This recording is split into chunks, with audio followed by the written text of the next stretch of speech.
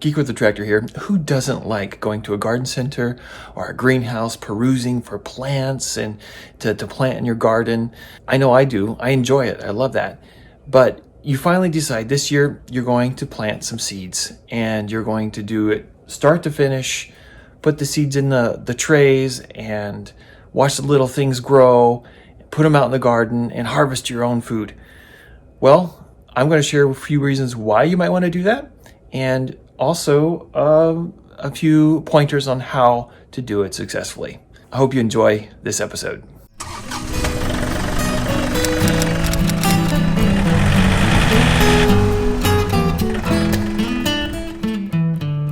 One reason is you can save a lot of money by starting with seeds. You could spend a ton of money going and buying, mature plants at a garden center or at a nursery to fill your garden with. Whereas you can fill a whole tray with one package of seeds and have tons of plants. Yeah, it's nice to go to a nursery and get a plant that's completely professionally grown. When you grow your own plants, there's just a sense of satisfaction of doing it yourself. Another reason why you might go with the seed route is because you have a lot more choice and a lot more variety. With plants, you get what the nursery is growing. You don't get to peruse a seed catalog or go to the store and look at multiple varieties of seeds. Like the chances are you're not going to go to the nursery store and find tomato varieties like this. Now, this particular Brad's Atomic Grape, I'm really excited about this, not only because it's beautiful, but because in their assessment of flavor, they said that this is the most flavorful tomato that they have in the catalog. So, and what's interesting, these are actually kind of expensive and they didn't have a lot. So I planted, about 12 different slots of it and hopefully they'll all come through. I have a few left over in here. I think maybe only like 20, 25, 30 seeds were in here. So anyways, so variety, when you go the seed route, you have a lot more opportunity at variety. I've learned a lot of lessons over the years by approaching the garden from planting seeds rather than just buying plants from the nursery. And one, for example, is not all seeds are viable. When you plant seeds, some they don't grow. If you sow sparingly, you reap sparingly. Always overplant. So what are some things that you'll need to get started? Well, what do you think, Spice? What are some things we need to get started? Yeah, you gonna help me? You want to talk to the people? Okay. I think she wants outside. So one of the first things you'll need is some topsoil or some kind of growing mix. You can find those at the garden at your local garden center, and you can make your own if you wanted to as well, if you're that ambitious. But if you're just starting out, I'd say keep it simple. Don't make it too difficult. You might get overwhelmed, and it's not that complicated. So you get some dirt, and then you'll need like a growing tray. Again, you can find these at your local garden center. And of course the seeds, things that you want to plant. Now, whenever germinating the seeds, when you're first starting out, you might want to get a little heat pad. I have a little heat mat here that you just stick under the tray here, plug it in. Or if you don't want to go that route, you can find a place like the top of a refrigerator or something like that where there's some heat that is emanating that will actually help the germination process it'll boost the process, help the plants to germinate quicker.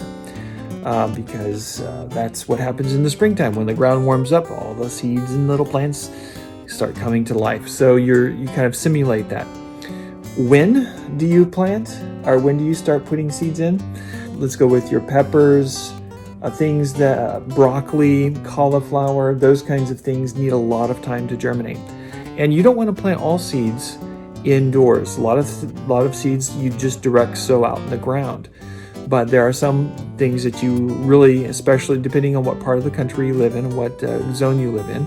I live in the Midwest. And so I start planting right now. It's the beginning of March. I start planting indoors at the beginning of March. You can plant up into April as well. You get in, and I think even one year I planted as late as almost May, and I had planted some late things, But if you really want to get a jump start on things, March is a good time to do that. And your tomatoes need about 8 to 10 weeks. Your peppers, broccoli, cauliflower need about 12 weeks. before the last frost date. So look at your almanac, or Google when the last frost date is for your particular area, and you want to at least a couple of months before it's time to put them in the ground. Before that last frost date, you want to have those plants growing indoors. Before this year, what I would do is I would just take my seeds and kind of dump them in a box and put them in bags and try to mark them and things like that. And I actually started to do some seed saving from things that I planted last year. And I've done that before, but not as intentional as I have been this year.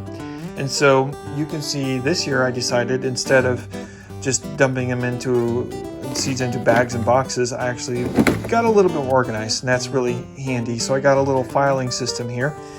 And so you can see I've got some kind of, it's not, perfect, but I got them kind of in families a little bit. I got like gourds and, like your pumpkins and watermelons, herbs, legumes, that's your beans and lettuce, peppers, and those kinds of things. So this helps me just stay a little bit more organized when I'm looking to, based on the planting timeline, looking to get those all in the ground. Hey guys, check this out. I got a dragon tongue bean that I'm going to be putting out here in the garden this year. I can't wait to show you those. I can't wait to see them myself. It's going to be exciting. So look forward to a video in the future about these guys right here. They're going to be amazing. Over the years, I've kind of learned some different things, different ways of putting dirt into the trays. You can see I've kind of poured there in the center and just kind of squeegeed the dirt into the different holes.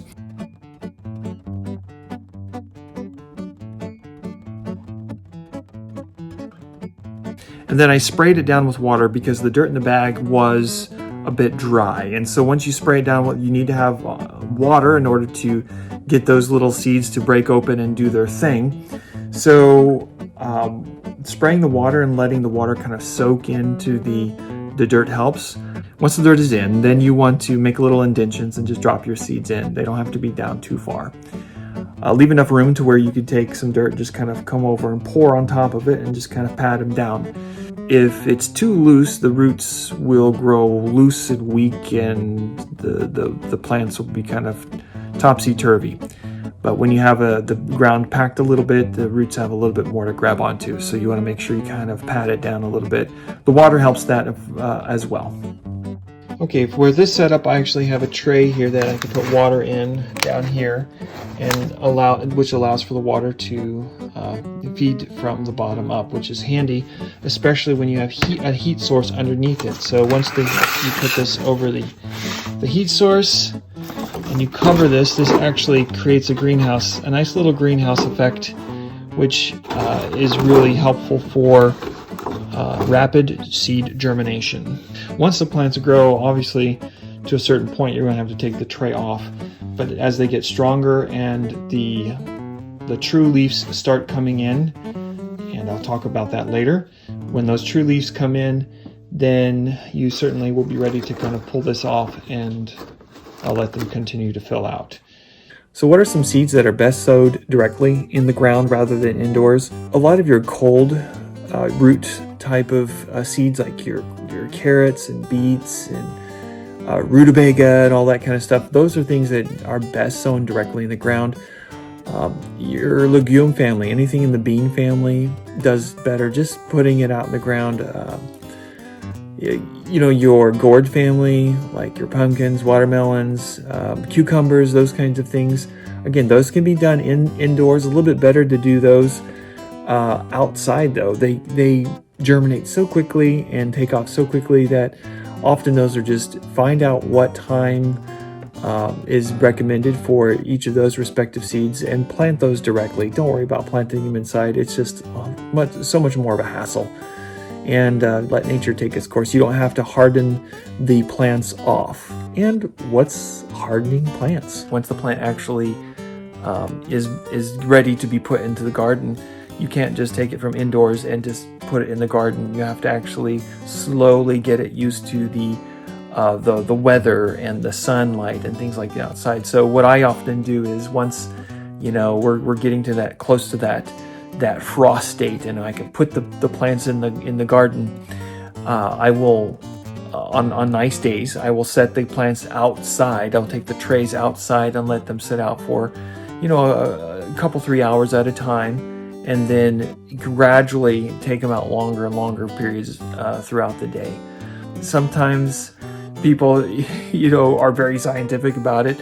I think it's more of an art rather than a science. There's a mixture of art and science to it, and with just experience you will eventually figure out how to do it. So, but that's just the principle is you do need to harden the plants. Otherwise, you can put them directly in the ground from inside, but you're going to have more plants die off because they just are in shock going from a climate controlled environment to the outdoors. So that's just something you need to do that. Start doing that probably a week or two at least before you actually put them in the ground or put them outside full time. This year I saw something in the catalog that just really sparked my interest, and that is this right here. Look at that.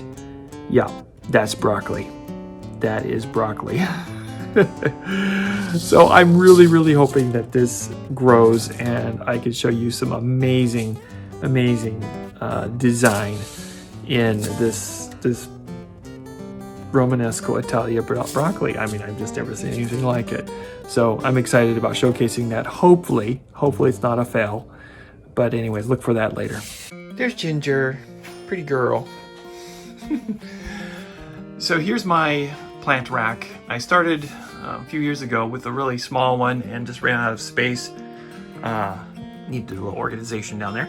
But this is about, I think, a little shy of 4 feet long by about 2 feet in depth, roughly.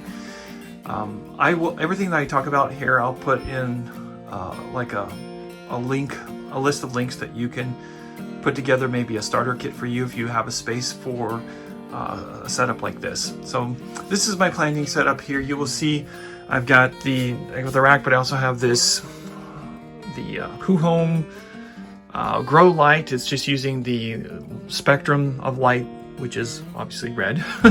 Lots of red. Spectrum light, which is most beneficial for plant growth. And then I have this adjustable, the carabiner here, adjustable connector here as well. Now this here is pretty close right now because I'm just really, making sure that the plants get a lot of light. There is a slight bit of lean that you can see, but not too much. I got a lot of natural light out here.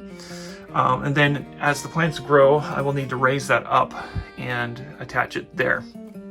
Now, my recommendation for lighting, I will probably do another one in the future because I'm getting some new, a new lighting system in. But this here is great for just one seed bed if you're just starting off small. Last year I had it higher and I had like 3 beds, or 3 little beds, but 3 little trays. And the natural lighting helped, but it just wasn't quite enough. This is great for one. So I have a 4-foot long light that I'm going to actually be putting in and hooking up underneath here, and it should cover this whole area and broadcast the light. But this light kind of comes out from at the angle as well as direct light, and it works fairly decently. And down here, look, I've got seed potatoes out of the garden. When you grow potatoes, there's a bunch of small little bitty roots that you can, if you don't eat them, you just save them, and they will be great for replanting in the spring. So that's what I went and pulled out of the garden yesterday. Okay, now let's talk about thinning the plants. This, when I first started, was very scary to me. I was so excited to see my first little seedlings come up. And let me turn off this red light so you can actually see it naturally there. There we go. It's a little bit better for now. And let me just unhook this. I'll just set this off to the side for a moment. That way it's not in the way. Okay, so it's super exciting to see those little seedlings come up, and whenever they come up, it's like you don't want to get rid of any. But because this is such a tiny little space, You want them to, the root system to grow and mature as healthy and strong as possible. And if they're competing for space, then you need to make sure, you need to really, especially for plants like tomatoes and peppers and those kinds of plants that aren't multi-growth type plants like some herbs and greens and that kind of thing. You want to make sure there's only one per little square. The temptation might be to, as soon as they pop up, to clip them right away, and that's not a bad idea. But I like to wait a little bit, because for whatever reason, like for example, look at this one right here. This one right here is real weak and spindly, and the leaf is not real good. Now, it's another important thing here. These are not considered true leaves. These are just the first little leaves. There are the true leaves is the next set of leaves that come up. You can see this one. Let's see here. You can start to see that one come out of the middle there. The little true leaves are starting to form, just little, barely can see it. So between these pseudo leaves, I believe is what they're called, and the true leaves is about where you want to do your thinning, but not too soon, because you want to make sure that you're thinning out the weak plants. Now, notice that you also want to look for yellowing. Okay, if there's any yellowing, you want to get rid of the ones that maybe have a yellow tint or look to them, and then those are the weaker ones. Also, you might say, well, we want to get rid of all the short ones and leave the tall ones. Well, that's not necessarily true, because especially when you first start off, the seed beds are kind of the bed is really wet. You start off with the moisture and that sort of thing. The plants will come up really quick, and sometimes too quick, and they get tall and spindly, and then they kind of get top heavy and they get weak in the roots. So the plant is actually taller, and then the roots can really sustain. So, like for example, this one right here, this is actually a fairly decent plant, fairly strong plant, but so is this smaller one here.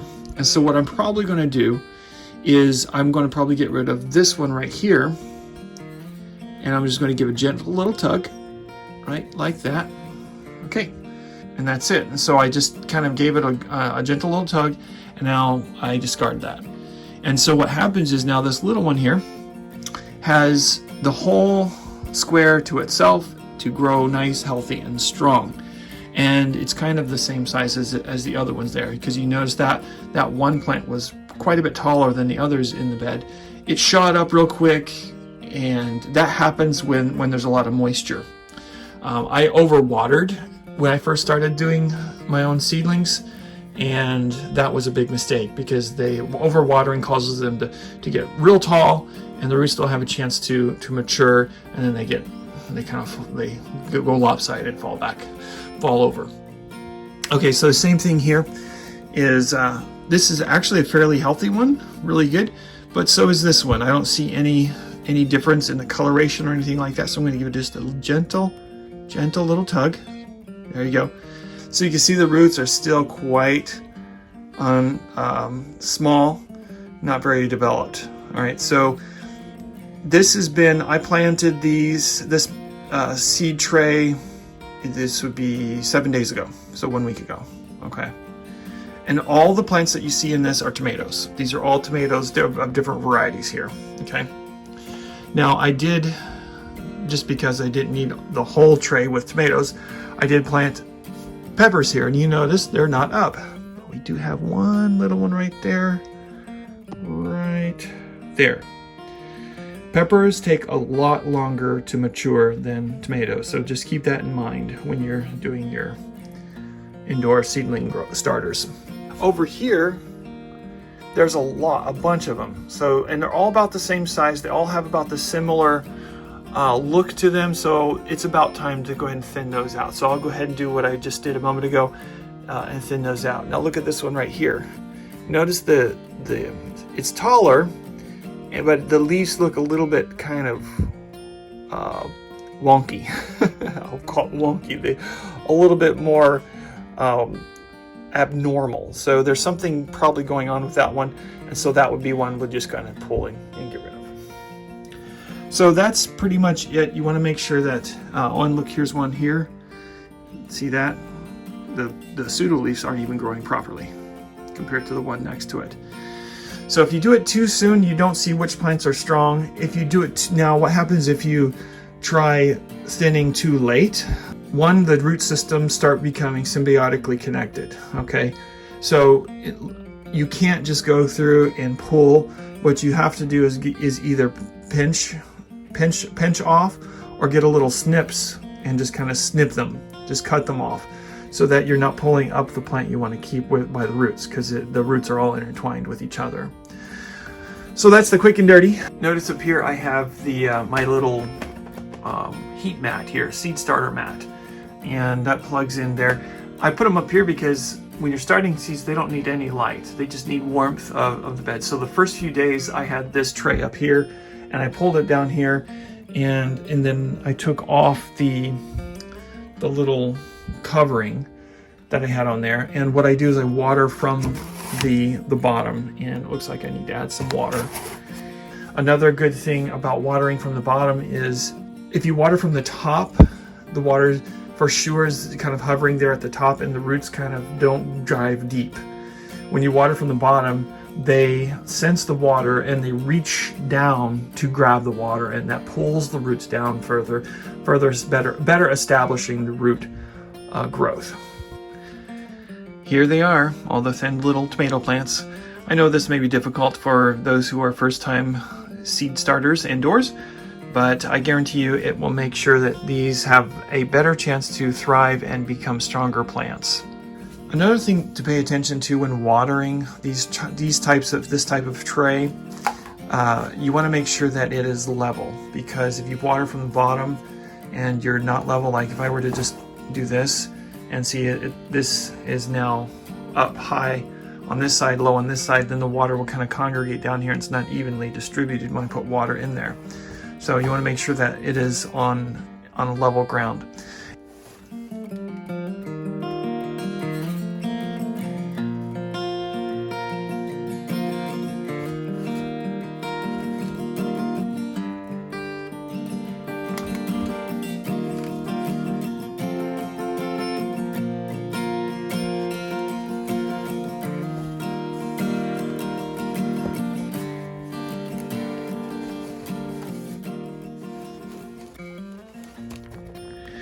Notice that each trough has a little bit of water in it, and it's just barely touching the bottoms of these little pods here, and it will kind of wick the water up into the dirt as needed. I will kind of come in each day and just kind of check in on this. If there's still a little bit of moisture in there, I will let it go another day so that I'm not overwatering and that the ground is not too moist, because it's real easy, especially when you're first starting out, to be a little overambitious and overwater. So how long should the artificial light be on for your new seedlings? Well, let me do a quick geek out on photosynthesis to explain how long lighting should be on. Photosynthesis works by the sunlight hitting the plant, and the plant actually takes carbon dioxide and water mixed with the sunlight and creates something called glucose, which is like energy. And that's what the plant uses to create its own food, it's like the building blocks for making the plant grow its leaves and limbs and fruit and whatnot. So light is incredibly important. The question is, how much is too much? Well, it depends on what plants you are planting. Most vegetable plants, the recommendation is between 12 to 16 hours of lighting, okay, artificial lighting. So that's a good recommendation. High light, there are some plants out there like aloe vera plants, which I have some down here, which you can leave light on 24 hours a day. It doesn't matter. It's not really going to hurt them or affect them one way or the other. There are high light plants. You have medium light plants, and you have low light plants. If you're growing garden type plants like vegetables and things like that, then 12 to 16 hours is the recommendation. So if you look over here, here's my analog timer here. This is set to come on at 8 o'clock in the morning and to go off at 10 o'clock at night. That gives me about 14 hours of artificial lighting, which is right in the middle of the recommendation.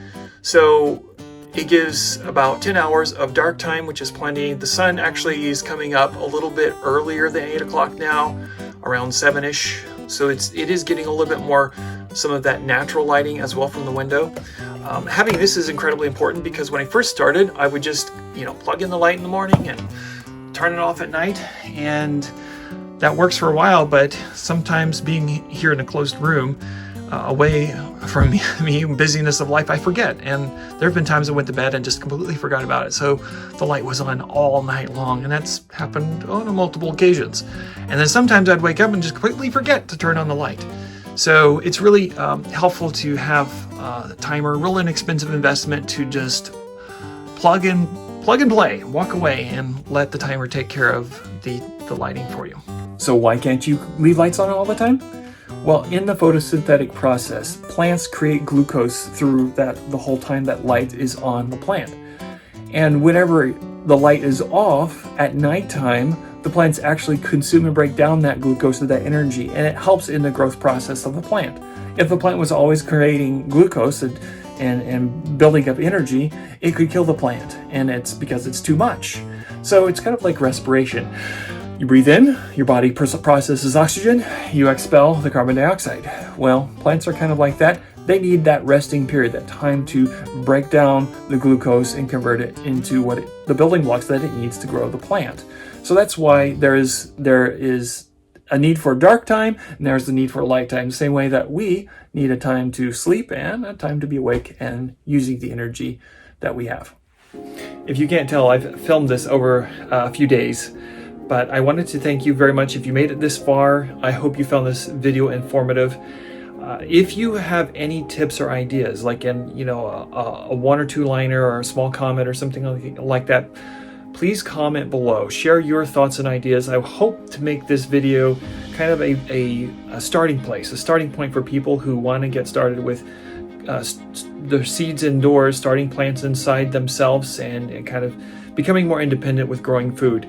So be sure to share your ideas. Hopefully people will find them informative, and let's get some feedback going in the comments. And if you haven't subscribed, be sure to subscribe and like this video. It really helps get this video and this information out there and helps my channel, and I really appreciate it. So hey, thanks for following. Keep tracking, and hey, check this out. Looky here. See those true leaves coming in, nice and healthy looking. Also notice the main trunk of each of the little plants, how hairy and fuzzy they are. That is a really good sign of plant health as well. So you want to pay attention to that. Also, they have a reddish color. So having that kind of reddish main trunk there on the plant there really is a good sign of health. And look at my peppers. They're starting to pop up here. So really exciting.